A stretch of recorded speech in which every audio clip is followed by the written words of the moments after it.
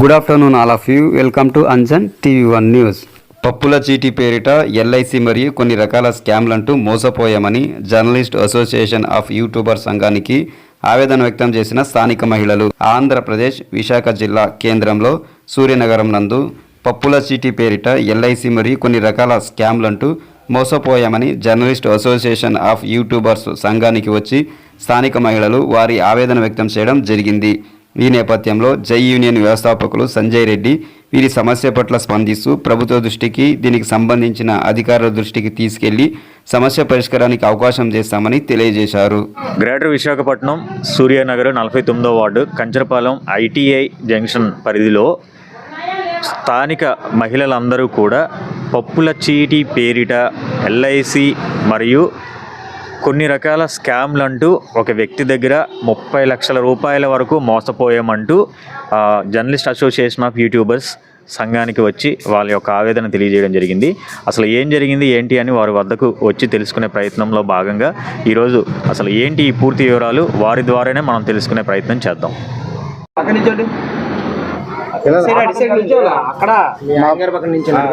నా పేరు అతిపి జిన్సర్ అండి. మా ఆడపి సావిత్రి అండి.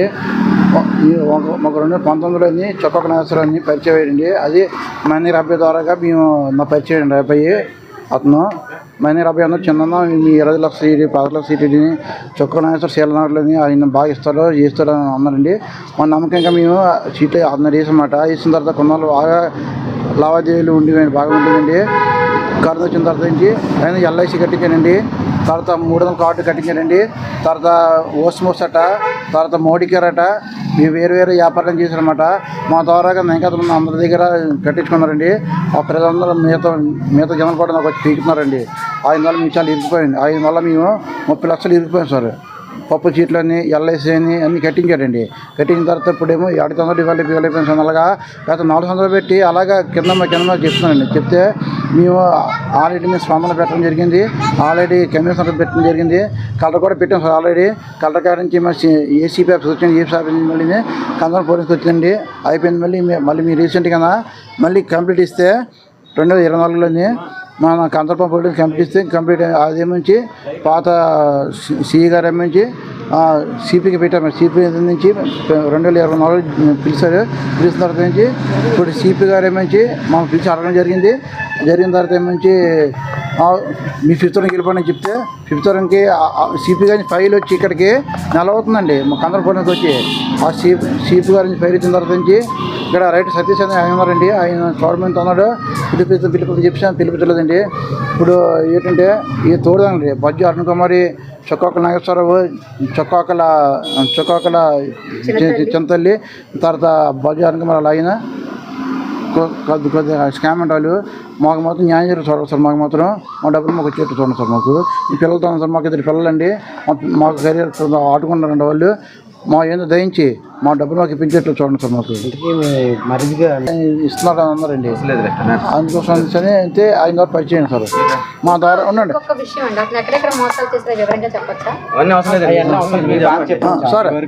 సార్. ఆయన మీద మల్కాపురం పోలీసు కేసులు ఉందండి. ఆల్రెడీ వాజే పోలీసు కేసులు ఉన్నాయండి.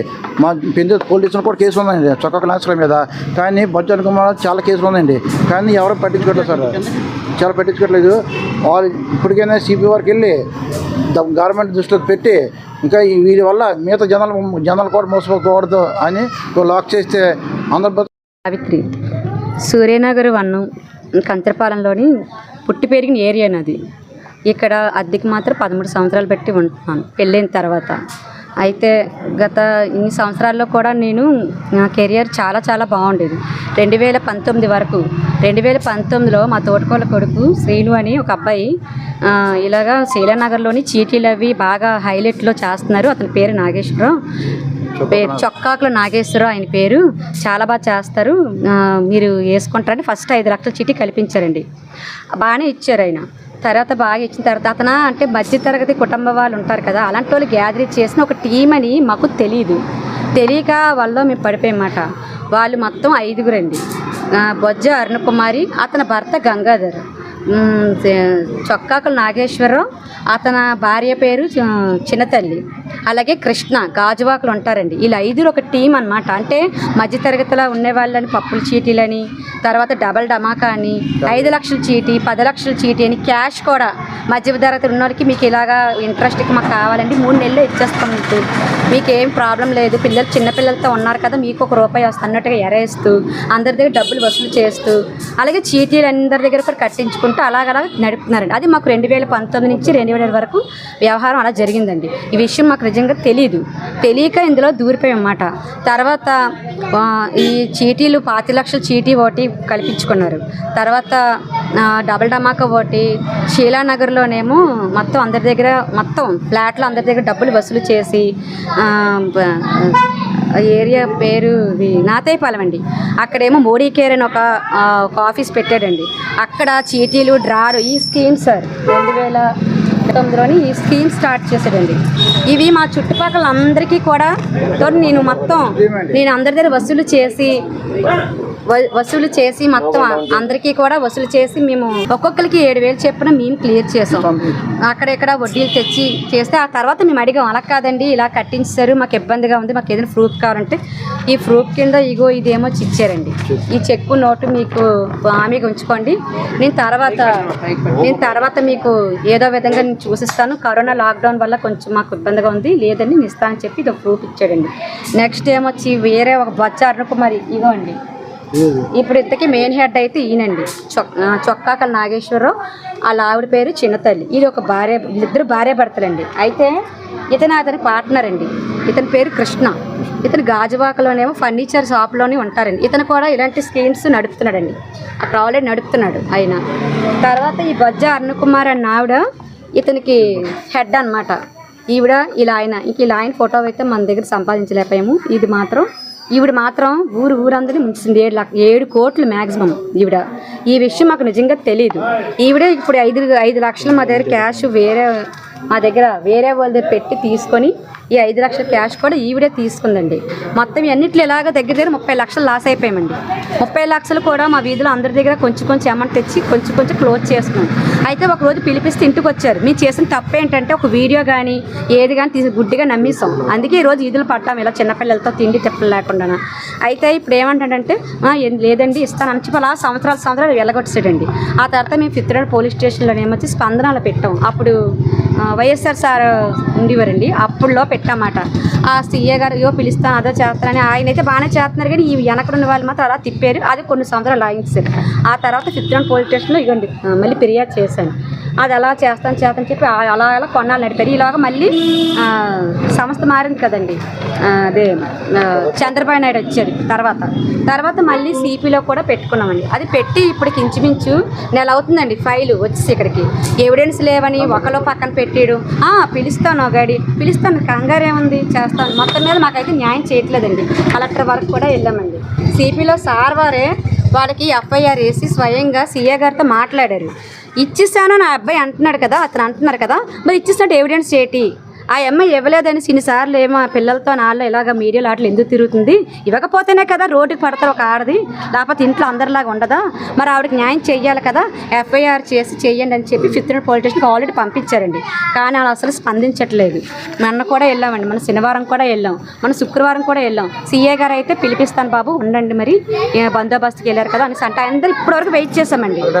రైటర్ సతీష్ గారే చూస్తున్నారని కొన్ని రోజులు చెప్పారు. ఇప్పుడు మేము ఫోన్ చేస్తే సార్ ద్వారాగా నేను కానిస్టేబుల్ అండి, నా దగ్గర ఏం ఎవిడెన్స్ ఏం లేవండి, నేనేం చేయగలను అని ఆయన అంటారు. ఇవన్నీ ఎవిడెన్స్ కాదా అండి?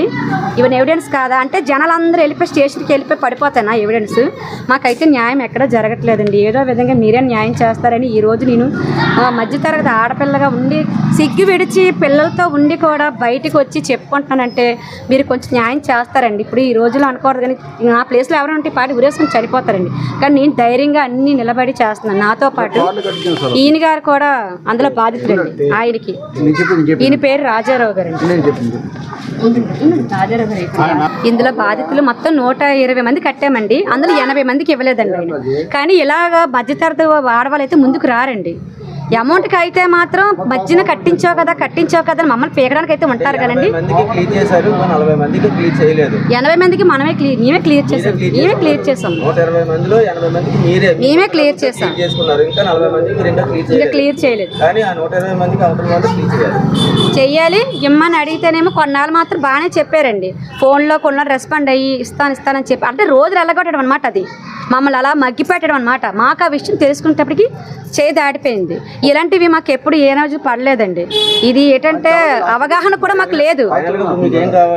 మాకు అతని దగ్గర అయితే 30 లక్షలు రావాలండి. ఇంకో విషయం ఏంటంటే పెందుర్తిలోని పెద్ద షాప్ పెట్టాడు ఆయన. రోజుకి 3 లక్షలు అమ్ముతున్నాడు ఆయన. రోజుకి 3 లక్షలు అమ్ముతున్నవాడు ఇంటికి అతని దగ్గరికి కూడా వెళ్ళి ఒకసారి మీడియాని ఆల్రెడీ ఇంకో మీడియాలో మేము సంప్రదించి వెళ్ళి అడిగామండి. అందులోనే ఏమంటున్నారు అంటే 3 లక్షలు మరి పెట్టేటప్పుడు ఇవ్వాలి కదా అంటే ఎవిడెన్స్ చూపించమన్నాడు. ఎవిడెన్స్ చీటీకి ఎవిడెన్స్ ఎక్కడి నుంచి వస్తుందండి? చీటీకి ఎవిడెన్స్ ఎలా వస్తుంది? నమ్మకమే కదా. పట్టి మోసం చేస్తున్నామని నీ మనసులో ఉంది కానీ మాకు తెలియదు కదా. మేము నమ్మేసి అందరితో కట్టించి ఈరోజు ఇలా ఈదుల పాలు అయిపోయాం. నా పేరు రాజారావు అండి. మేము ఇక్కడ 2018లో సూర్యనగర్లో ఇక్కడ అద్దెకుండి వాళ్ళమండి. మీది అద్దుకుంటా ఇక్కడ సావిత్రి దగ్గరికి వస్తా ఉండటంలో పరిచయం ఇక్కడికి వచ్చేవాళ్ళమండి. వచ్చిన తర్వాత నాగేశ్వరం అన్నవాడు చొక్కాకుల నాగేశ్వరం అన్న ఆయన ఇక్కడికి వస్తా అలా పరిచయం అయ్యి మా దగ్గర కూడా చీటీలు వేయించి అలాగేలాగా పరిచయం చేసి తర్వాత ఇచ్చేవాడు చీటీ డబ్బులు ఇచ్చేటప్పట్లో తర్వాత అమౌంట్ వడ్డీకి కావాలని చెప్పి తీసుకున్నాడండి. ఒకసారి 1 లక్ష ఒకసారి 1 లక్ష తీసుకున్నాడు. అలాగే కొంతకాలం ఒక 6 నెలల దాకా వడ్డీ ఇచ్చాడు.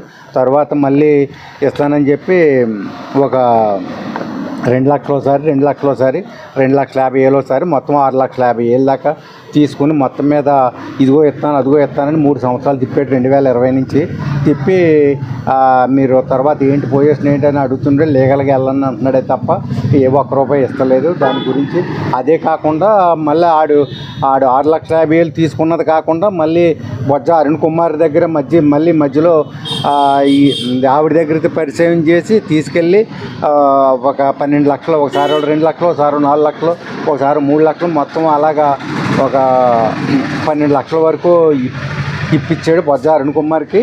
ఇప్పించింది వాళ్ళ ఆయన్ని కూడా పరిచయం చేశాడు బొజ్జ గంగాధరం. వాళ్ళు కూడా ఇదిగో ఇస్తాం అదిగో ఇస్తామని చెప్పి ఒక 2-3 నెలలు ఎంత వడ్డీ ఇచ్చారే తప్ప అసలు ఇవ్వలేదు, వడ్డీ ఇవ్వలేదు, ఈడు ఇవ్వలేదు, ఆడు ఇవ్వలేదు. మీరు లీగల్గా వెళ్ళని అంటున్నాడు. లీగల్గా వెళ్దామంటే ఇప్పుడు బొజ్జ అరుణ్ కుమార్ వాళ్ళు మాకు ఏ విధమైన ఎక్కడా కూడా దొరుకుతలేదు. వాళ్ళు